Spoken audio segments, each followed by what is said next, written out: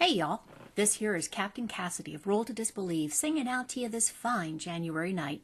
I wanted to tell you a little more about that blood moon post I wrote recently. I want to show you why I'm so interested in stuff like this. So let's set the Wayback Machine to 1979, to that first blood moon I saw as a little girl. See, I used to be really way into astronomy, and I still am, but back then it was an obsession. I did my best to learn everything about astronomy that I could. I watched the night sky, I kept notebooks, I read tons of library books about it, and more.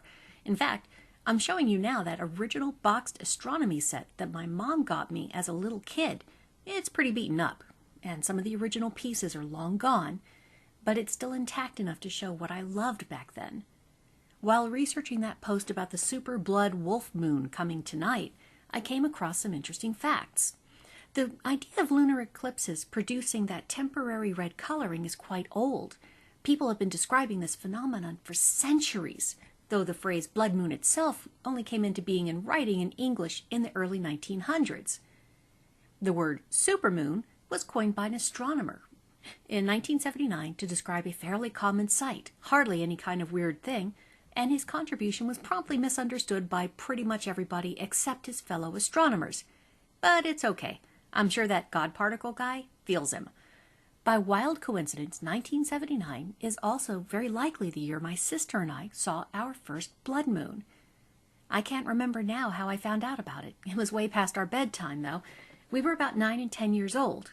We were what people used to call Irish twins, born within a year of each other. We had just moved to Northern California. We had our own rooms for the first time ever in our lives, and I had found out there was gonna be a blood moon this one night. I was always a pretty excitable kid, and you have got to picture me going from not knowing this blood moon thing even existed to realizing it existed and that it was coming that night, and I could totally watch it happening. So I was there for this. Some subterfuge was required. I talked my sister into staying up with me. After our parents had gone to bed, she snuck into my room from across the hall, and we hunkered down for the wait.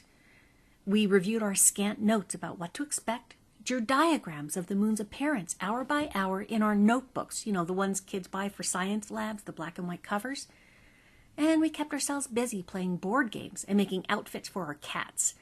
Right then I was working on a princess outfit with a hennin for my very patient Siamese kitty.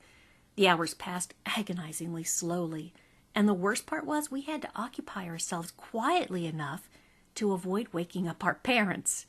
Finally, we saw the eclipse beginning in earnest. We greeted it with the enthusiasm of One Direction fans seeing their idols on the red carpet. The eclipse was mind-blowing to me when it finally hit peak. My sister was somewhat less enthralled, but I didn't care. My attention was trained elsewhere. The moon was turning colors. Slowly, slowly, it turned blood red. I carefully drew its shift in my notebook and colored it in. We didn't stay up too long after the eclipse began to wane. We were so tuckered out. The moon went back to its usual nighttime color. My sister snuck back into her room, and I tumbled into bed and stared at the ceiling. I couldn't sleep for the longest time. It's very likely that my own early interest in astronomy led to my rejection of young Earth creationism when I joined the Pentecostals. I already knew about the speed of light and how old the stars were when I joined them. No way was I going to buy into a version of reality that had them being just a few thousand years old. Reality-based science had gotten to me well before extremist religion could.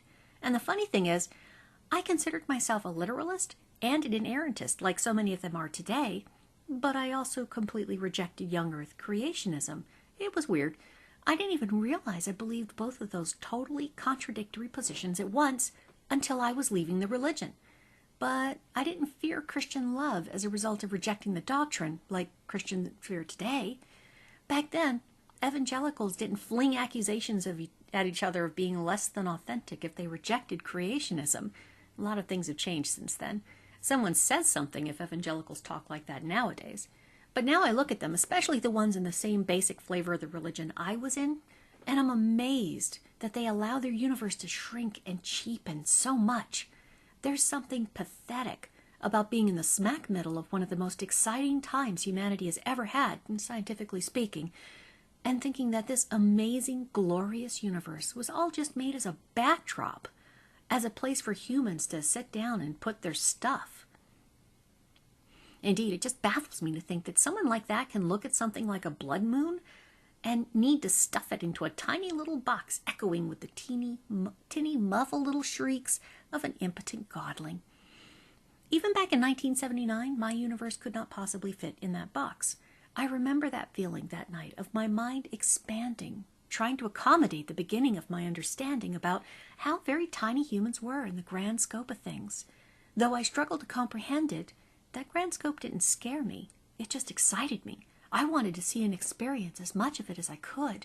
I wanted to learn everything, and I wanted to share whatever knowledge I gained and document it. I look at evangelicals now, and it feels like they're frightened of that scale, like they've created that box specifically to try to reduce down the size and time frame so it doesn't make them feel so tiny. Maybe it was easier to do that years ago. I'll just say this, somewhere out there, I know there's a scrawny little freckle-faced 10-year-old girl wearing thick glasses who is counting down the hours till the super blood wolf moon makes its appearance tonight. I'm in awe just imagining what she's going to accomplish in the years to come.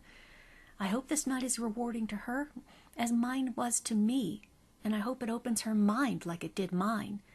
I hope the wait that night goes a little faster for her, though, because for real, I think my sister and I accidentally stumbled on a time loop or something. Folks, thanks for walking down memory lane with me tonight. This is Captain Cassidy of Roll to Disbelieve, signing off.